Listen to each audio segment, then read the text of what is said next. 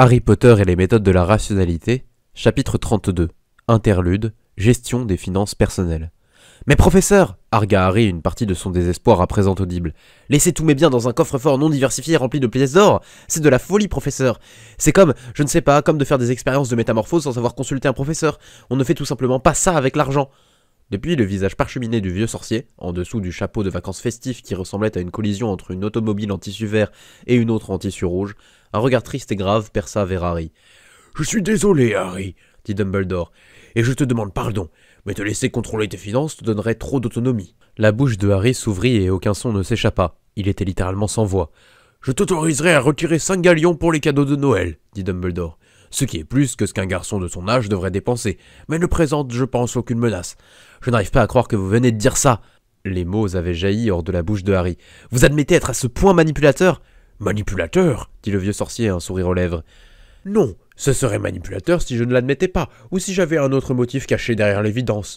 C'est assez simple, Harry, tu n'es pas encore prêt à jouer au jeu, et te laisser des milliers de galions avec lesquels chambouler le plateau serait insensé. » Les joyeux tiraillements du chemin de traverse avaient augmenté au centuple, puis encore redoublé à l'approche de Noël, avec tous les magasins ensevelis sous les brillants objets magiques qui étincelaient tellement qu'on aurait dit que l'esprit de Noël allait perdre les pédales et transformer tout le quartier en un joyeux cratère de vacances.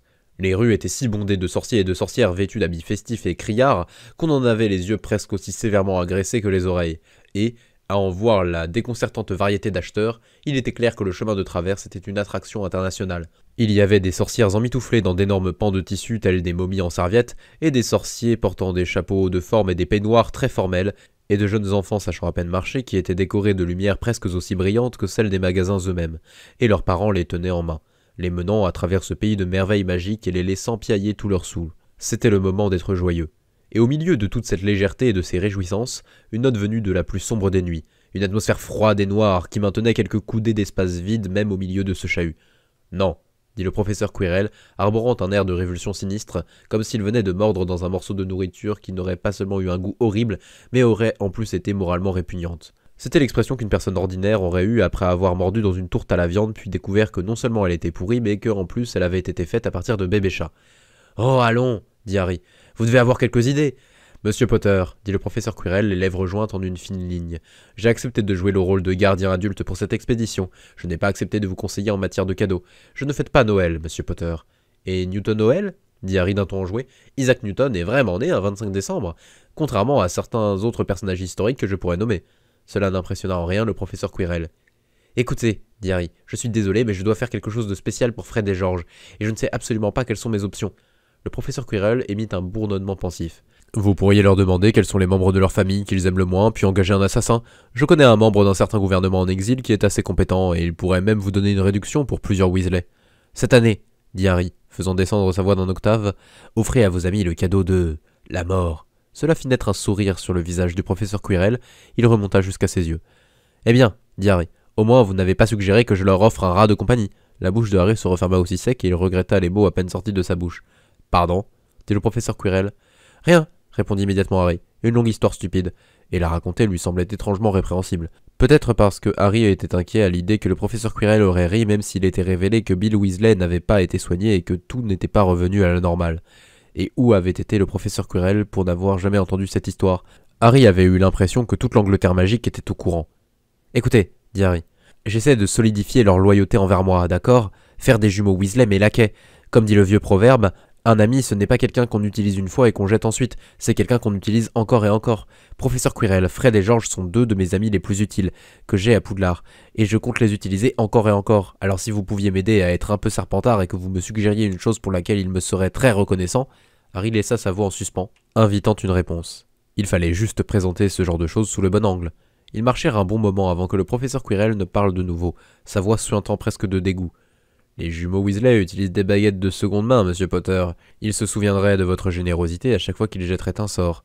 Harry applaudit involontairement sous le coup de l'excitation. Il suffirait de mettre l'argent sur un compte chez Ollivander et de dire à monsieur Ollivander de ne jamais le rendre, ou mieux encore, qu'il l'envoie à Lucius Malfoy si les jumeaux Weasley ne venaient pas acheter une baguette avant le début de l'année prochaine. C'est génial, professeur! Le professeur Quirrell ne sembla pas apprécier le compliment. Je suppose que je peux tolérer Noël quand c'est dans cet esprit, monsieur Potter, mais à peine. Puis il sourit légèrement. Bien sûr, cela vous coûterait 14 galions et vous n'en avez que 5. 5 galions, dit Harry avec un reniflement outragé. Mais à qui le directeur pense-t-il qu'il a affaire? Je pense, dit le professeur Quirrell, qu'il ne lui est simplement pas venu à l'idée les conséquences qui se produiraient si vous concentriez votre ingéniosité sur l'obtention de fonds. Mais vous avez bien fait de perdre plutôt que de formuler une menace explicite. Par simple curiosité, monsieur Potter, qu'auriez-vous fait si je ne m'étais pas détourné sous le coup de l'ennui tandis que vous, dans un accès de puérilité, récupériez vos 5 galions une noix à la fois?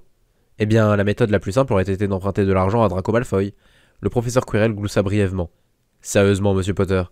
Bien noté. J'aurais probablement fait acte de présence en certains lieux en tant que célébrité. Je n'aurais recours à rien d'économiquement perturbateur dans le seul but de dépenser de l'argent.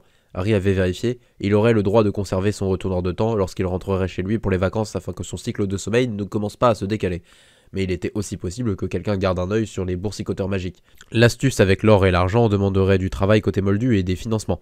Et les gobelins deviendraient peut-être soupçonneux après le premier cycle, et ouvrir une vraie banque demanderait beaucoup de travail. Harry n'avait pas tout à fait trouvé une façon de faire de l'argent qui soit rapide et certaine et sûre. Et il avait donc été très heureux lorsque le professeur Quirrell s'était révélé si facile à duper. J'espère que ces 5 galions vous dureront assez longtemps, vu l'attention avec laquelle vous les avez comptés, dit le professeur Quirrell. Je doute que le directeur soit si empressé de m'accorder la garde des clés de votre coffre-fort une seconde fois lorsqu'il aura découvert que vous m'avez trompé.